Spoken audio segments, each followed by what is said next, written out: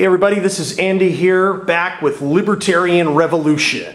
And today I've got two very special guests. I'm coming to you live from Acapulco, Mexico, and I'm here in town for Anarchapulco, which is a big libertarian conference put on by the dollar vigilante Jeff Berwick.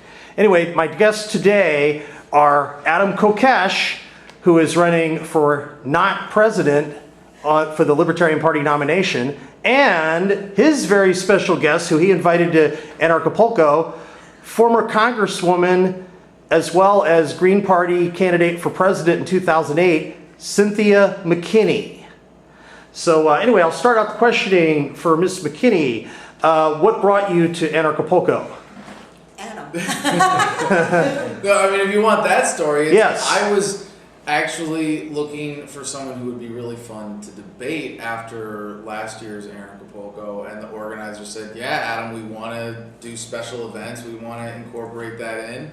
And it took a while to get all of it figured out and get her here from Bangladesh, but you know, I got to hand it to Nathan of all the things he's pulled off here. Bringing Cynthia to the community was just an amazing thing. I'm really glad that he saw the value in her and decided to include her, because it was really inappropriate for me to start thinking debate, because it was really like, who do I want to bring in? Who do I want to bring into the community to challenge to be more principled, to be, and obviously I don't have to challenge her to be more principled, I'm thinking who can we bring in who would represent a different perspective, and that we could have some sort of stage debate or kind of thing, and now it's like, wait, we agree on way too much. So, but I'm already taking too much time, because I really should just be presenting her. That's what I'm looking forward to, in this, to say, bring her into the community, and I can't imagine a better way to do that than with Anarchapulco. As you noticed from being there today, it's a really cool crowd. You have fans there. Andy is a legitimate fan of yours, and I hope that you got to know each other enough before this to know that he is a real heavy hitter, grassroots activist within the LP. He's the guy who goes out and gets stuff done and collects signatures in the rain. Okay. He's that libertarian, and for him to be interviewing us at Anarchapulco as part of this is just it's way too much. I'll just wrap this up, because I could go on forever, but to say that Cynthia really is a hero of mine. How long have you been following Cynthia McKinney, or how long have you been aware of her work? Well, it's funny, because we had this weird timing where she was in Congress when I was in Iraq. And I was asleep and she was awake. Yes. At least at that level. And awake to the fundamental nature of government being a racket. Yes. And I was out there killing on its behalf, and I got out of the Marine Corps, and it wasn't until 2007. So I didn't really get to appreciate your congressional record in real time. For me, it was, oh crap, she's way ahead of us, when I finally realized what I was a part of. Yeah. And so I became a fan watching you run for president in 2008, and the only time we met before this was very briefly at the DC Press Club, when Ron Paul endorsed you and Ralph Nader and Chuck Baldwin. Yes. Now, you said you were in Bangladesh. What were you doing in Bangladesh? Well, after I left Washington, I got my PhD and then started teaching. So I teach political science, and I also teach in the business school. I teach leadership, organizational development and change, and entrepreneurship in the business school at a university, a U.S. accredited English language university in Bangladesh. So do you live in Bangladesh full time? Yeah. Wow. How long have you been living there? This is my third year. Wow. Yeah. Now, what year did you first get elected to Congress? Well, the campaign was in 1992. That was the year of the woman. I was sworn in 1993. And I guess you could say it was a struggle every day after that. Now, you were a Democrat. As you got into office, did you come in kind of thinking one thing, and then once you got into Washington, Did your views start to change as you were in Washington? Well, I came in, I believed in the Democratic Party. My father had been, we're from Georgia, which is the Confederate South. And so my father had been a Republican, as all black people were Republicans at a certain stage, because the Democrats would not accept black people. And so my father was able to sort of transcend the party divide and got elected eventually as a Democrat. So I was Democrat. And then my experiences in Washington, D.C. showed me that there was very little difference between the Democrats and the Republicans. And that's when I began to become very disillusioned with the reality versus the, I guess you could say I was really, I had an illusion, and then that illusion was shattered. Were you always pretty anti-war and anti-police state? Always anti-war. Mm-hmm. Always anti-war. And anti-police state too, because my father was one of the first black police officers in the city of Atlanta, and so I understood very well what a police state meant. The anti-war thing, but what actually propelled me into the Congress was I gave an anti-war speech where I guess Adam was over there fighting, and You can say occupying. It's okay. You're not gonna hurt my feelings. And I gave a speech in the Georgia House. I was elected to the Georgia House before I went to the Congress. And I gave a speech, and all of my colleagues got up and walked out on me. And so then people began to compare me to Julian Bond, who had been nominated for the Democratic Party, but he was too young. And, so there was a lot of civil rights history that was going on with me being from Georgia and all of that. And so then a group of women came to me and said, even though they didn't listen to you and they got up and walked out on you, we heard you, and we think you should run for Congress. And so that's when my journey to Washington, D.C. began. It began as an anti-war candidate. Now, there's a famous video online of you grilling Donald Rumsfeld, who was the Secretary of Defense, about missing money from the Pentagon budget, like $2.3 trillion. And I think that was the day before 9/11. And what led to that? And also, what happened afterwards? Good question. Like, whatever happened to the 2 point, like, how did you end up grilling him about this? And then was there, 9/11 happened, then what happened after that with the investigation of the missing $2.3 trillion? Okay, well, the money was one issue, and then September 11th was another issue. So with the situation of the money, I befriended, who is now she's like my sister, Catherine Austin Fitz. And of course, if you know anything about Catherine, she's the one who follows the money. So basically what happened was she had found 1.1 trillion missing from the HUD budget when she was assistant secretary. And so then when Donald Rumsfeld, and I was aware of that, and so then when Donald Rumsfeld said that there was 2.3 missing, then I'm saying, oh my goodness, why is there no outrage in Washington, D.C.? How is all this money missing? And then a friend of mine said, it's not missing, it's just somebody got it and they don't want you to know who got it. There's no outrage because everybody's getting a piece of it one way or another. Well, I guess I was left out, So anyway, that, Well, you come in anti-war. I came in anti-war. You're left out from that money from the beginning. Absolutely.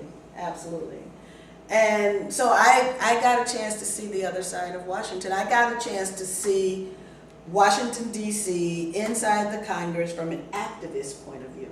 Because my father always told me, you'll never be a part of that crowd. You'll never be an insider. You're always an outsider.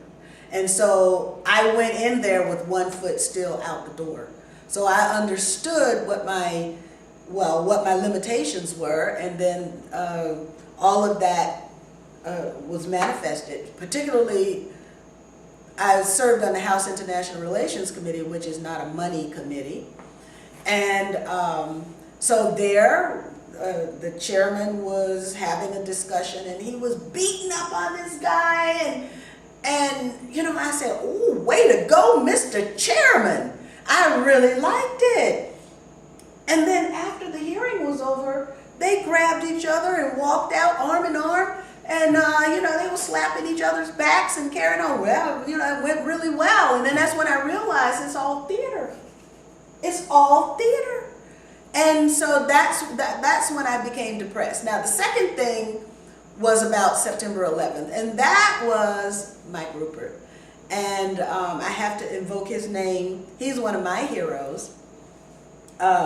Mike Rupert was doing all of these interviews about September 11th, had done the research, wrote the book, Crossing the Rubicon.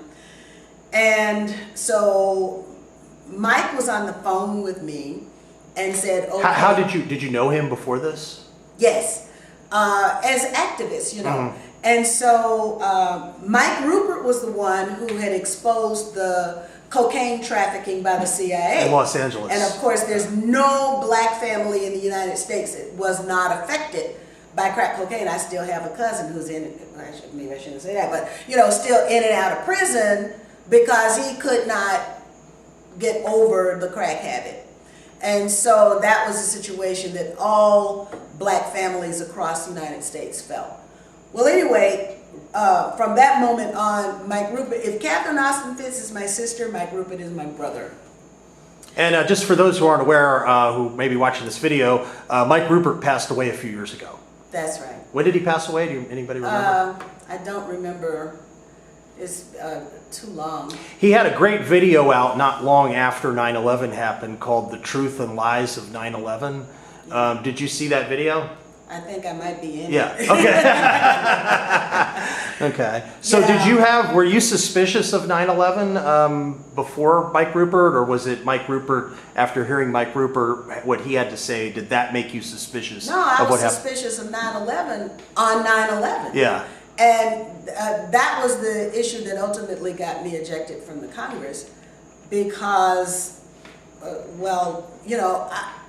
going in, I was a student of COINTEL PRO, the counterintelligence program. So I was more aware of the nefarious behavior and illegal behavior of the U.S. government before many U.S. citizens were. And so when September 11th happened, it just wasn't right. And then when I learned that George Bush was calling people on the Hill and saying we can't have an investigation, and then Dick Cheney came to visit, at that time it was the leader of the Senate, and said, we can't do this in an investigation. And I said, okay, why? So I wrote an op-ed that appeared in one of the newspapers, and after that op-ed, it just went downhill. So all of the people now who take the lies of the Bush administration for granted, at that time, to call the Bush administration on their lies was totally unexpected, unsupported, particularly if I was the one that was doing it. And so I was vilified, crucified, you name it, it happened to me. And many of the heroes that people look up to now, like a lot of people are, saying that Tucker Carlson is so great because he's on to this and on to all of the Clinton crimes. But the fact of the matter is that Tucker Carlson was a part of the lynch mob that took care of me and ended my days in Washington.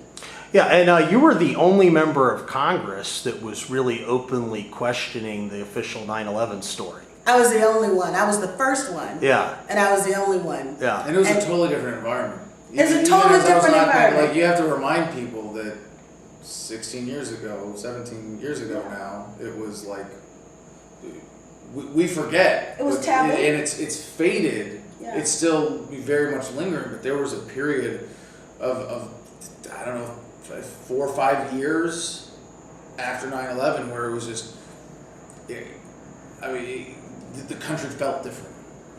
And militarized. Well, I think people were tricked. Mm-hmm.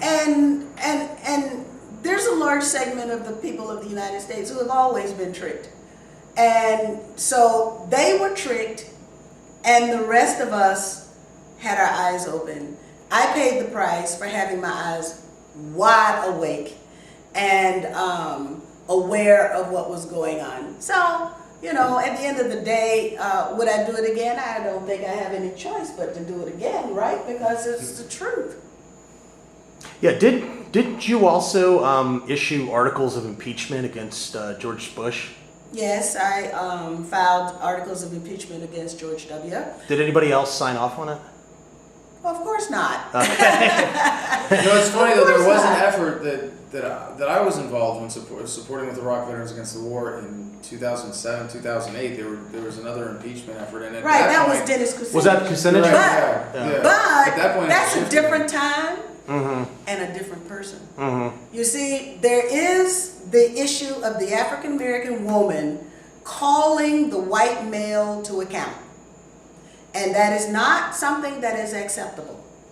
And particularly me, who was there with my natural hair and my African clothes, and you know, everybody was out to get me. They didn't like me because I was smarter than they were, and I challenged them. Madeleine Albright would call the office, and she would say, "What's Cynthia going to ask?" Because you all have probably seen the Donald Rumsfeld questions. But they were afraid to come before any committee that I was on because I was going to go to the very bottom. And that includes Colin Powell, Madeleine Albright, and Michael Chertoff, whose machines now harass us at the TSA in the airport. So I say, no, call me the opt-out lady, because I'm always going to opt out of the Chertoff machines. Who made money off of September 11th? And that's what we have to look at. Why did this event happen? Now, of course, on my dissertation committee, Dr. Peter Dale Scott, who coined the phrase deep state and gave us deep state, deep events, and deep politics. So now we've got that terminology, and it was Peter Dale Scott. Now everybody talks about the deep state as if they've been talking about it for 20 years, but nobody was talking about the deep state back in 2001 when I was just an admirer of Peter Dale Scott. Were you still in Congress when Dennis Kucinich issued articles of impeachment against Bush, or was that after you had been knocked out? I think that was after I left. Okay. Now, I do remember Ron Paul actually saying that he supported impeachment, but he never actually issued articles of impeachment, probably because he was afraid of retribution from the Republican Party. And it came anyway. Yeah. So here's the lesson that I've learned. When you shave away at the margins of your principles, you're not going to be saved. Because at the end of the day, everyone knows where you stand on an issue. And if you are incorruptible and uncompromising on core values, they're going to get rid of you. It's just bottom line. And so no matter what Ron Paul did to shave around the edges, the fact of the matter is that they got rid of him after they got rid of me, but they got rid of the both of us in the very same manner, redistricting. Yeah. So every time you ran for re-election, they did redistricting. Yeah. But they're only supposed to do redistricting once every 10 years. That's right. Yeah. That's right. And the same thing happened with Ron Paul. Now, I recall hearing a story that were you approached by like the American Israeli Political Action Committee to sign some sort of a pledge that you were going to support Israel, and you refused to sign it? Yeah, it's the way Washington works. So I gave a speech in the Georgia legislature, and it was that speech against the Iraq War that propelled me into Washington, D.C. politics. But I had to prove my bona fides to the Washington, D.C. PAC community, which is a political action community. And even the anti-war organizations were not convinced of my worthiness because I didn't sign the pledge. So if you don't sign the pledge, then you don't, it's a pay to play kind of thing.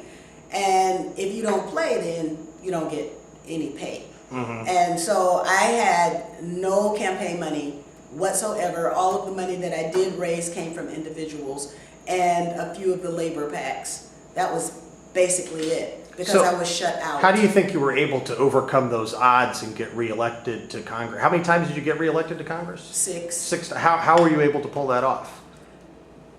Well, I was able to do it. We see the first was 92.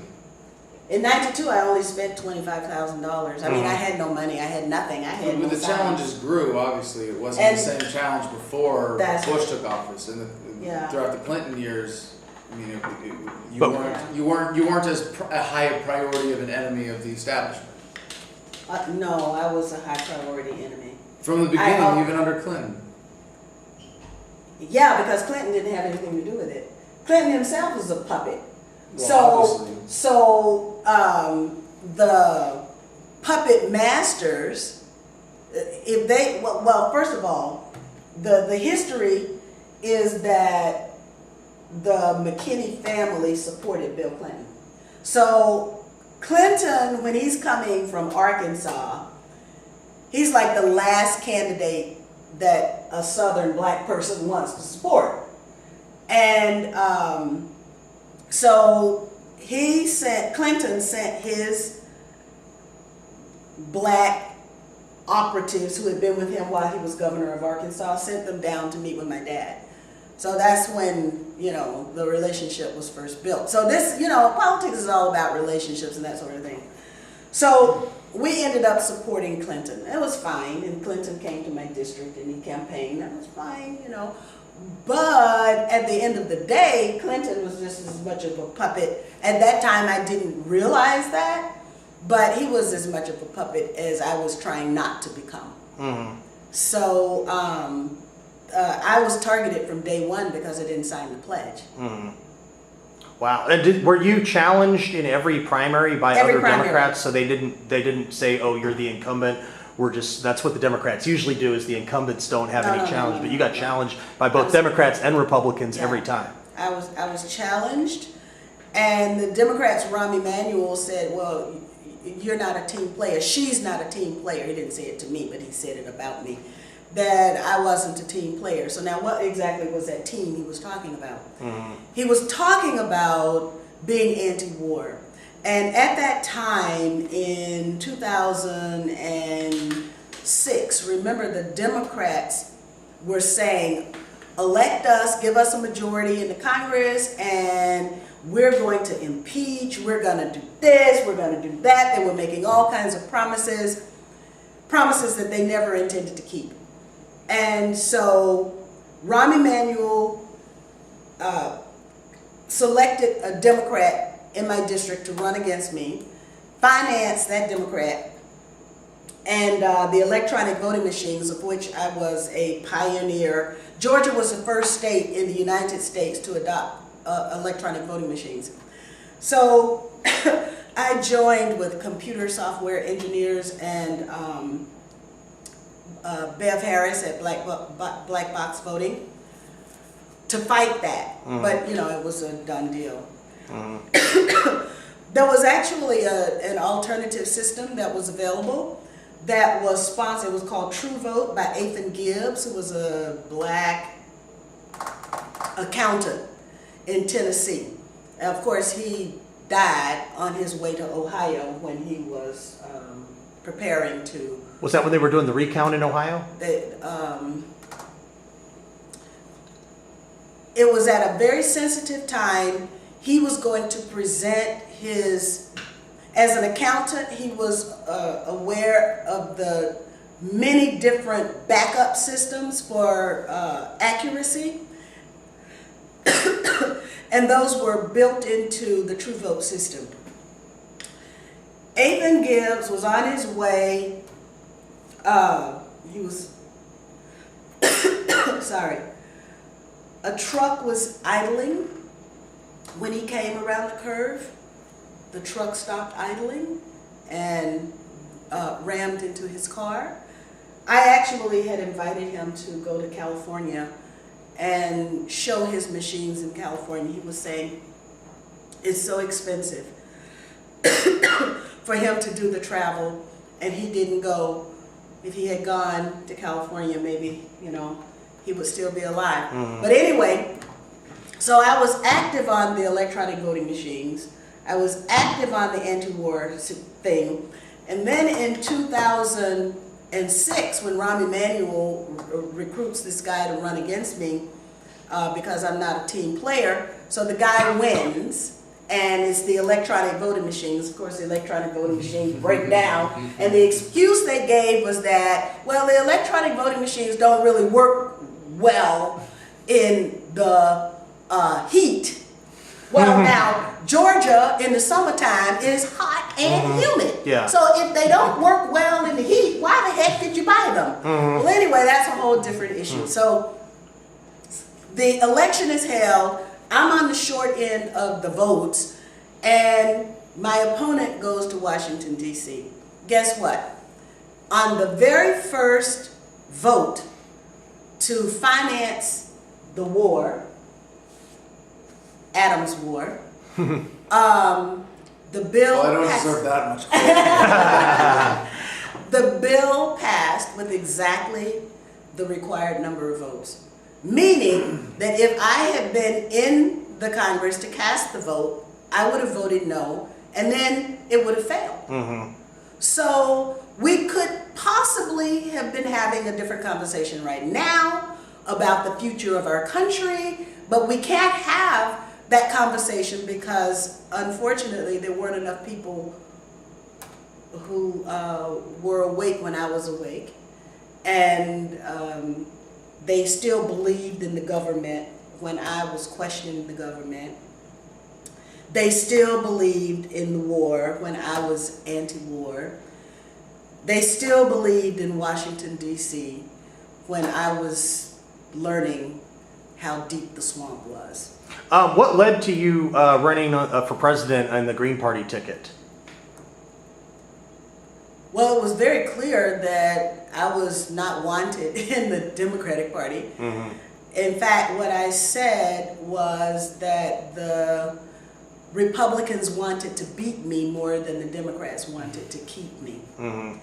And so that was my political reality. I was the wrong person with the right message at the wrong time.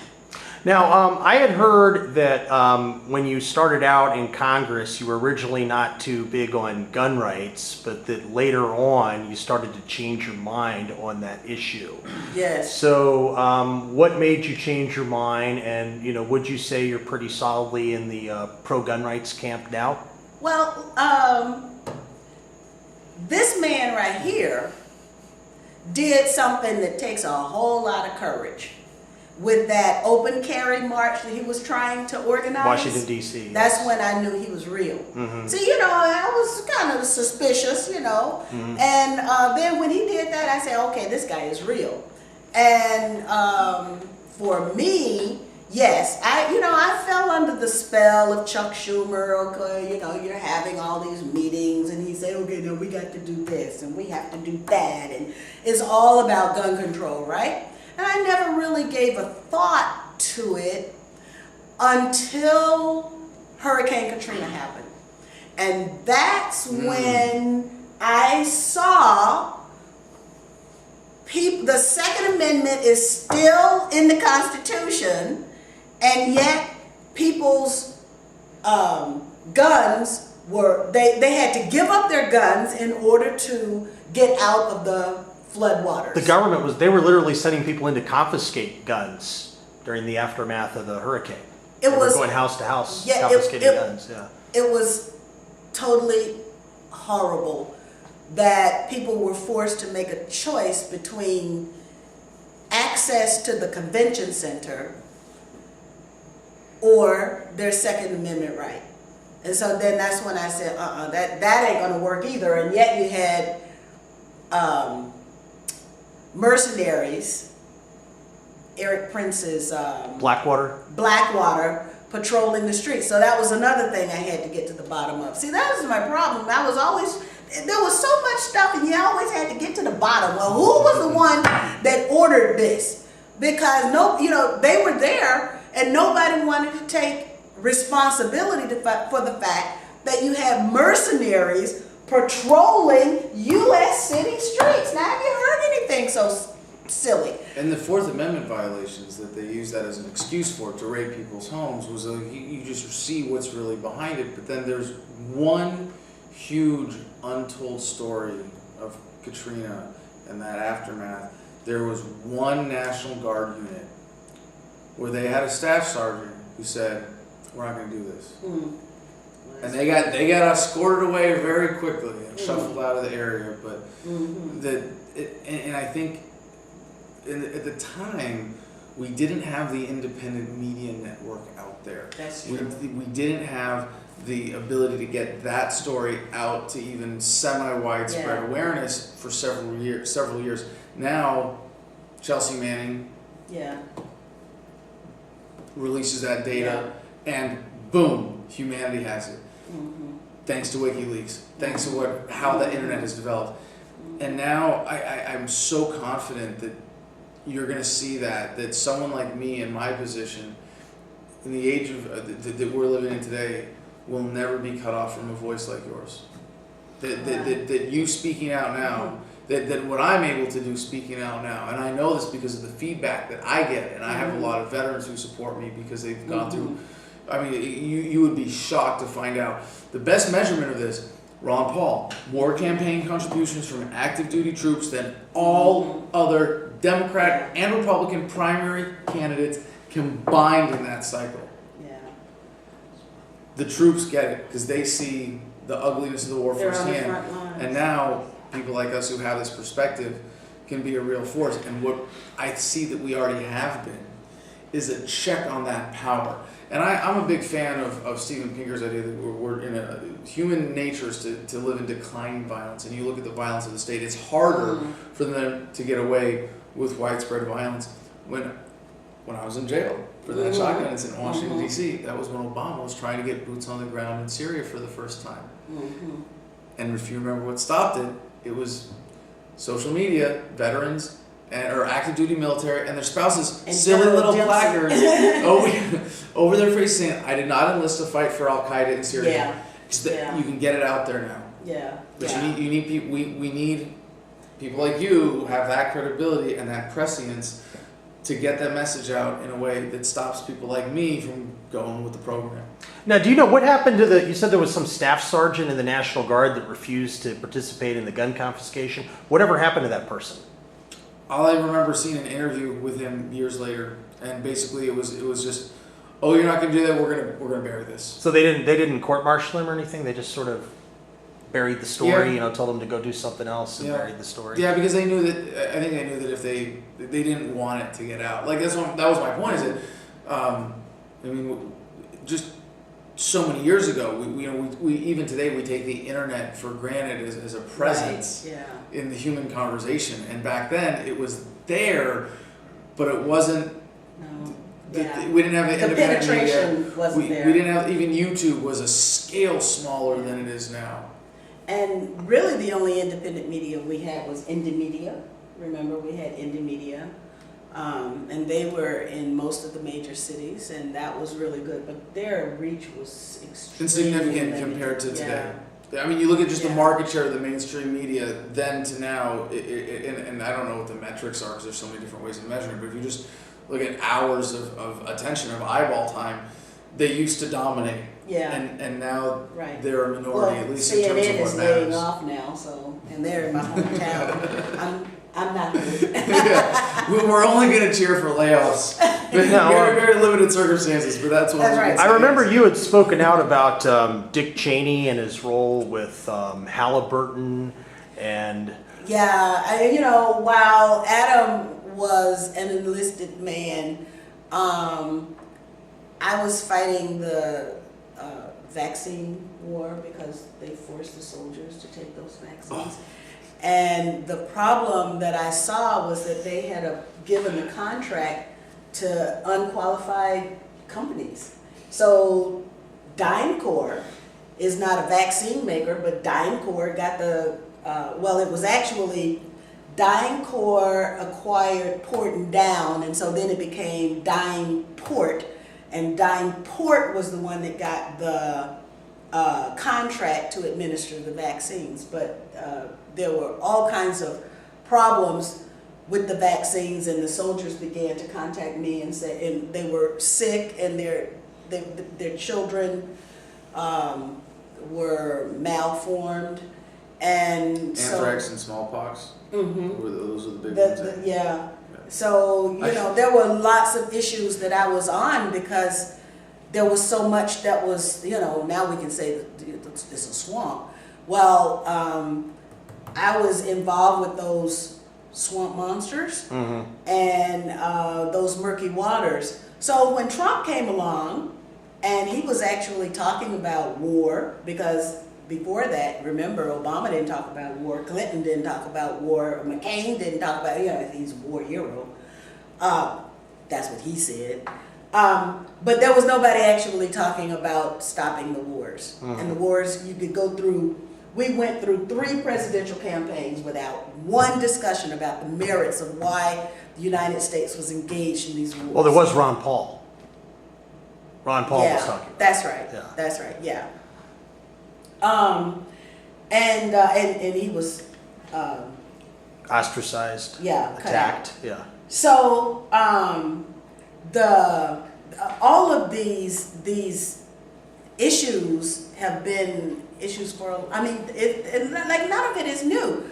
When Trump came in, I was hoping that Trump would take some of these people who had fought the swamp. They knew the swamp. They knew where the drain was, so they could pull the plug on the swamp. And then what did he do? He appointed people from the swamp. Swamp creature. Filling the That's swamp right. with swamp creatures. So we had I can't remember his name, I should hit myself, but the general who went Mattis. who went in, because I told, well, I didn't tell Trump, but I was tweeting. I was tweeting back to Trump. And I said, that's what you have a Joint Chiefs for.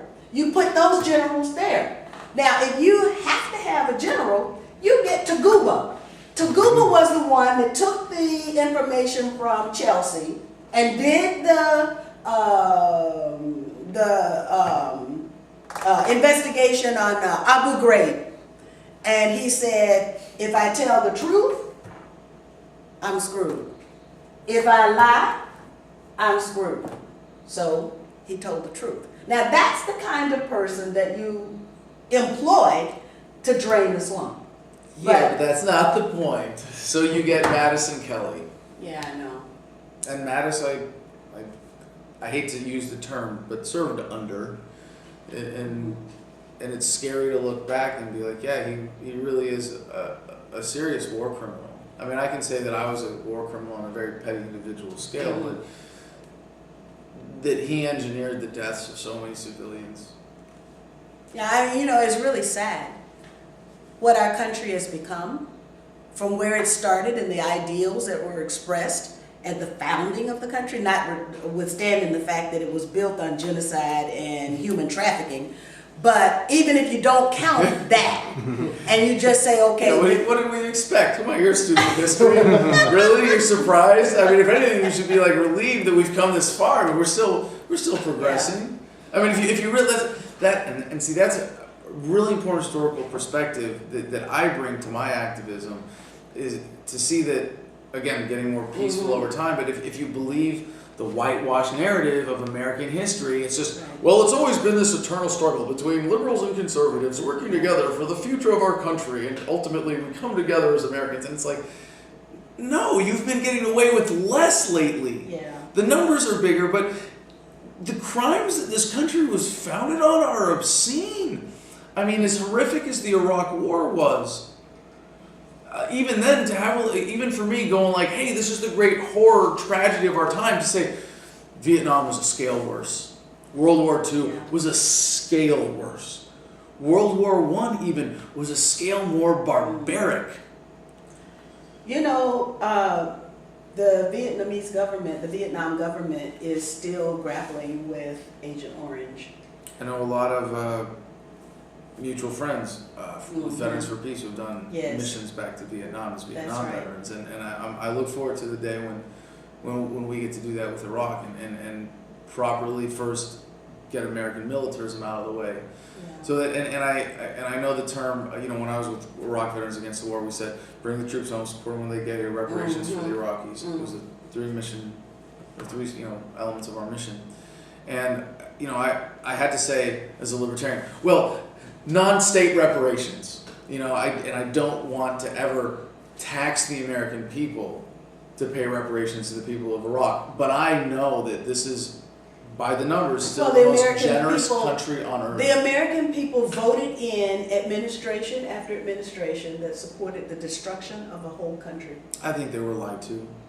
I think most of them. Well, the truth was out there. I don't mean to make excuses. The truth, but yeah, you're making excuses because the truth was out there, and there were those who chose to ignore the truth.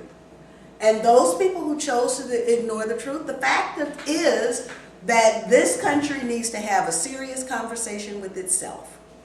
People inside this country need to ask themselves, what does it mean to me to be an American citizen?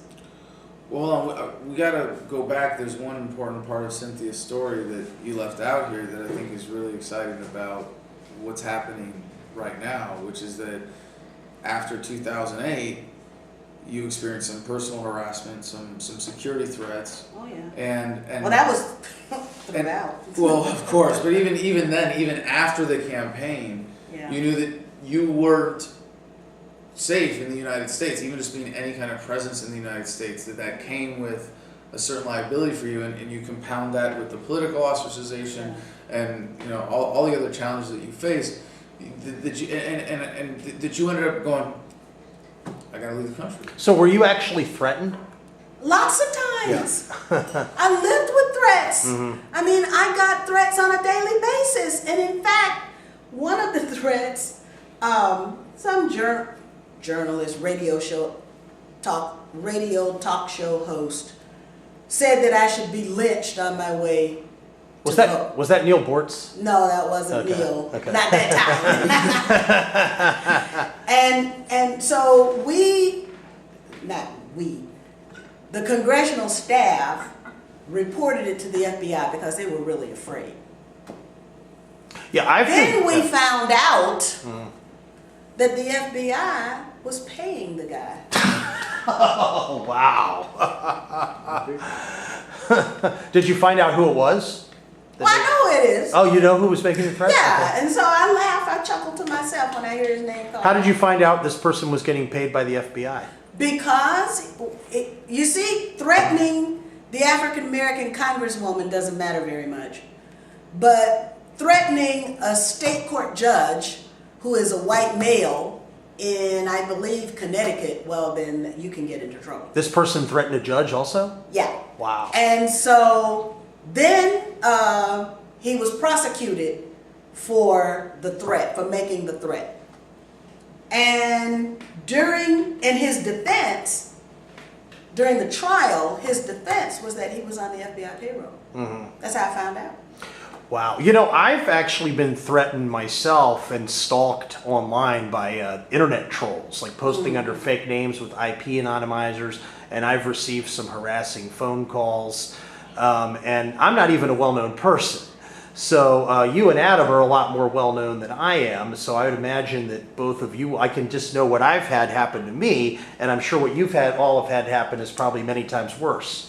I went through a phase when I was with IVW, when I first became a public figure, and I would get death threats. I get random phone calls. I don't answer calls anymore from unidentified numbers anyway, but I think at some point, I remember sitting there with one of my mentors in IVW and answering the phone, putting it on speaker and being like, this clown. Yeah. And we just made fun of him. Directly to him over the phone, both of us just ragging on him, you got nothing better to do, and we, got into his head and stuff. And I think at some point they put me on the do not call list. No, it's not gonna bother him.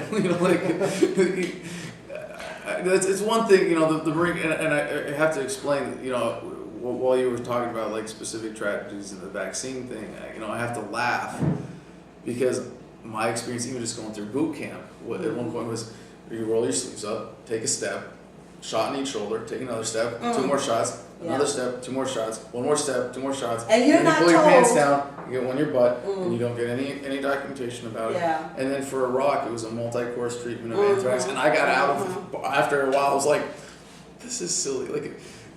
And then with the smallpox one, funny long story, I'll skip. But I managed to get out of that as well. And even then, it was just like, I don't trust this. And You were right not to trust it. but I think at this point, whoever's watching me, they know they can't touch me with that shit. I'll just have fun with it. I'll just make fun of people. The other thing is, I really hope, and it's funny to be in a position to say this, but I hope the people who are eavesdropping on us are really listening well. Now let me ask you this: you just recently got arrested in Texas, and you were pulled over twice in a period of an hour. You were they were questioning your license plate the first time. They ran it. They found out your story checked out. They let you go. And then less than an hour later, you got pulled over for doing 74 or 9 miles over the speed limit, which the police don't even usually pull people over for going 9 miles over the speed limit. And then you were asked a bunch of questions, and then they brought out the drug-sniffing dog. Now, do you think that either this was A, politically motivated, or B, that maybe they looked at your file in some government security, homeland security database, and they read your file and seen that you're a political activist and that you had some previous marijuana related arrests, and or do you think that was just totally random and had nothing to do with anything? You know what I mean? Do you think there was more to the story, or because I find it looked very suspicious to me. So sometimes when stuff like that happens, and they're just so clumsy and inept, you have to go, are they doing this to help me out? Is this an attempt to get me free publicity? Did they? Because it was clearly. It was clear from the video, and I was really fortunate. I was able to live stream this and post it, because even after this happened, what I've heard is that this happens to a lot of people, and they're used to just arresting. Oh, you're filming, no big deal. We'll arrest. Oh, if you're filming, we're definitely going to arrest you, because now we need to delete the footage, so we're going to arrest you and then delete it off your phone. And because I had that clear record, and it was all on Facebook Live, and it was all broadcast and recorded, anybody can see now that when I got pulled over that second time, the officer on the scene had it in his mind that I was leaving in handcuffs. And he was going to do whatever it took for me to leave in handcuffs. When they called the drug dog around, my dog, Baloo, was in the RV. I have video footage from my second camera that hasn't been released yet of while the drug, and you can see this even from my video, that my dog, you can see him in the window. You can just put the chronology together and see that we take him out of the RV after the drug dog is around. There's video of him whining at the door while the drug dog is hitting on the RV. And I don't have to tell you, drug dogs are probable cause generators, not really drug dogs. And I never want to ascribe to conspiracy what can be adequately explained by incompetence. But in this case, the timing, the coincidence that it was the first time I was pulled over was 5 minutes after the email went out with our formal announcement to say that we have filed the paperwork as a presidential campaign and that our platform was dissolving the federal government. And maybe you can see, okay, what are the odds that's a coincidence? And I have to be very conservative in my analysis about this, to not be blowing it up myself and let people judge for themselves. But everybody who's seen the video is like, dude, they were out for you. It's obvious. So there is maybe 5 to 10% chance that it was just coincidence. We can't rule it out. Were you alone? Well, I had my dog with me, my best friend. Okay, well, maybe that's a lesson for us. Yeah. Oh no, I don't travel alone anymore. Yeah, and that's right. we for No Force One in the RV, we're here in Acapulco right now. I actually have to make a phone call to our security guy who's installing a 12-volt battery-based continuous upload security system. Right. So to look at the other 90% of the possibility here, you go, well, was it really just local? Was it because I gave the guy a freedom book at the first stop, and then, oh, this is the guy who punks TSA agents. Oh, this is the guy who stands up to cops. Let's teach him a lesson. Could it have been as simple as that? You know, and that's one end of the spectrum, all the way to Donald Trump is afraid of the competition for 2020, and that's also extremely unlikely.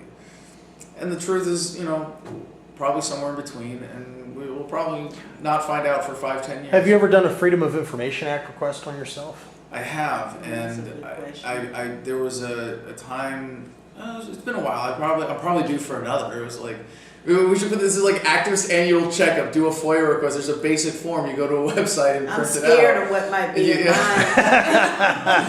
No, they have it. They But have it maybe so you easy can now. give me the courage to file for mine. Well, no, now we need to post them online, get everything out there in advance. Yeah. But it's very easy. Anybody can do this. I highly recommend it. Every activist, every U.S. citizen who cares, you go to a website and fill out one form, and they automatically print it out for like all the 5 different agencies. And they But were now all, you know you also have to get state and local oh yeah, of course. FOIAs. Because Yeah. if you don't, that was the fallacy with the COINTELPRO victims, is that they got the federal and the real meat of the stuff was in the state and local. Now, when you did the FOIA request, did you find that you were being spied on? No. Okay. No, it was there was one. They all 4 out of 5 came back totally blank. Where you're like, Were they redacted? Was it Yeah, stuff this was- redacted? So it was. no, it was oh. just totally blank. And That's this is very after. bizarre. I mean, I'd already done. You know, this was after my IVW years. I think it was in 2011. So I'd already been a full-time activist for like 4 or 5 years, and already been arrested over a dozen times. And then one of them came back with one weird note, like information redacted or documents withheld or something. I was like, that was it. But you know, I mean, you know how it is. You have the historical perspective on this. You don't find these things out until someone steals the documents, like with Right. COINTELPRO, or you don't find like. Yeah. And one of the things we haven't talked about that I'm really excited about my campaign is that when we have the authority from the American people to dissolve the federal government, we release all the records. The only caveat being we redact personal private information. And some Some people personal private information should be released to hold people That's accountable. right. Especially for Because- the criminals. I'm talking about personal why was- IRS records, things like that. We don't Oh, want, okay. we're not Well, why releasing was them. George Herbert Walker Bush redacted from Yeah. the JFK papers? Yeah, yeah. And that actually brings me to the next thing. Another subject that you're known for is talking about the assassination of Martin Luther King Jr. Yeah. And do you have any thoughts on that? And you know, weren't there recently some revelations on the Martin Luther King Jr. assassination that came out just within the last few years?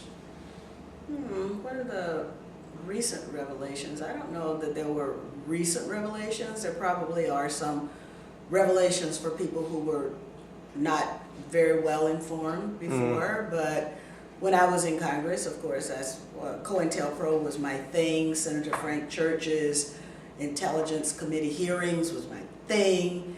And so I looked at COINTELPRO. I would have conferences every year on the effect of COINTELPRO. So COINTELPRO on cultural icons, and so that's how I know that certain popular artists were targeted because, of course, their draw was even larger than a politician's draw.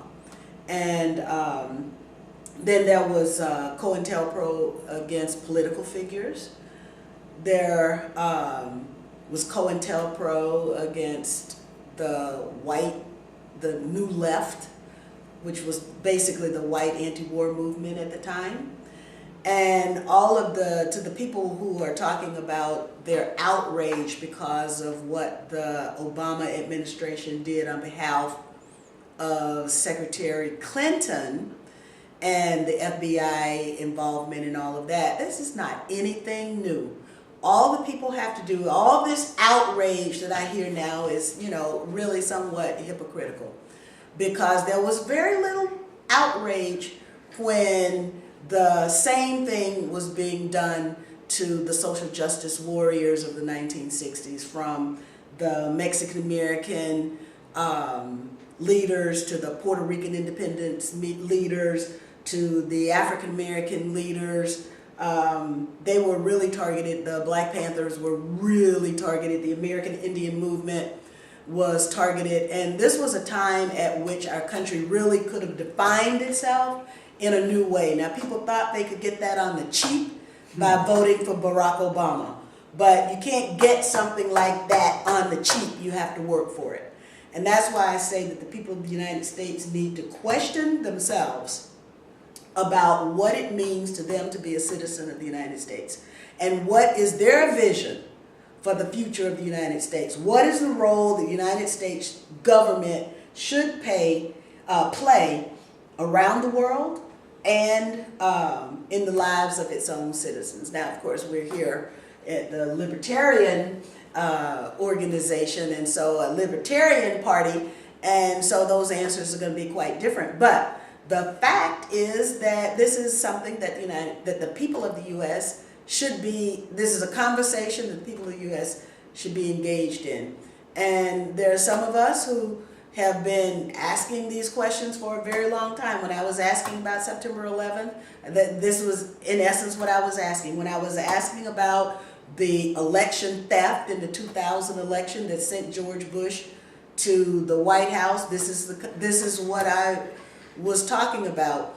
And when you talk about the persecution, I had 2 stalkers. I opened my windows and there's somebody with a camera who's filming me in my home. There's somebody that was a different, if I count that would be 3 stalkers. But so I've had to deal with all of this, and I basically dealt with all of this alone because nobody was there except my most inner circle. Those were the people who know the real story. And I hope you can appreciate that as much as there are movements within the left, what we see clearly with the trend towards nonviolence that is libertarianism, that what you end up with as a group of activists like you see here at Anarchapulco is much more of an enduring community than anything you could have in the big, nebulous, rapidly shifting left. And to their credit, there are pockets, like Veterans for Peace, like Greenpeace, right, where there are specific organizations, but there isn't a movement of people brought together by the same principles. And in the freedom movement, in voluntarism, libertarianism, here, anarchy, that there is that, we don't let that happen to our people. Now, before wrapping this up, I'd like to fast forward to the present. And what are you all going to be doing here at Anarchapulco tomorrow? Is it tomorrow? Is it tomorrow? No, well, Saturday. Oh, don't scare me like that. Saturday. So what exactly? I need to go get some sleep. Well, I'm really excited that, like I said, that we have this opportunity, and I want to take it as a way to present her to this community and give them a chance to get to know her, and this is really the perfect venue for it. So the focus of what we're doing is political speed dating, but we're just going to be collecting questions on note cards from the audience so that we can get through stuff really fast, and I get to be the conduit of this, and it's basically going to be an audience-assisted interview of Cynthia. Okay. No, it's not an audience-assisted interview of me. It's an audience-assisted interview of us. Yeah, we're crowd. I really like. I have some things that I really want to say in this moment that are really important to me. But she's the one who gets the stage time tomorrow, and it really is about welcoming her into the movement. And like I said, some of what I have to say is independent. Got to get my self-promotion in, of course. No, but I want the people who know me from 10 years of activism to know why, even though you've been pushed out for that long, that you really need to be supported coming right back in any way that your voice can be supported. Because if you were at that point 10 years ago, today, if there was a hero in Congress like you today, Right. and you, like you saw with Ron Paul, Ron Paul had the people who shared those core principles behind him, and he knew that he was going to be safe, that he was going to be financially supported, that he was going to be protected, and if you were going through even maintaining all of your prior ideological orientations. If you were going through what you were going through today, you would be supporting it. That would not have happened. And That I want remains to be seen. I mean, you know, talk is cheap. Now, would you say, are you I've starting? walked that walk too many times, you know, and you judge it. You judge it for yourself, and you create that role for yourself. But you see, even after just one day here, that there is a unique community here that doesn't exist on the left. And would you say that you're starting to drift into the libertarian quadrant? Like, do you see yourself maybe becoming a libertarian?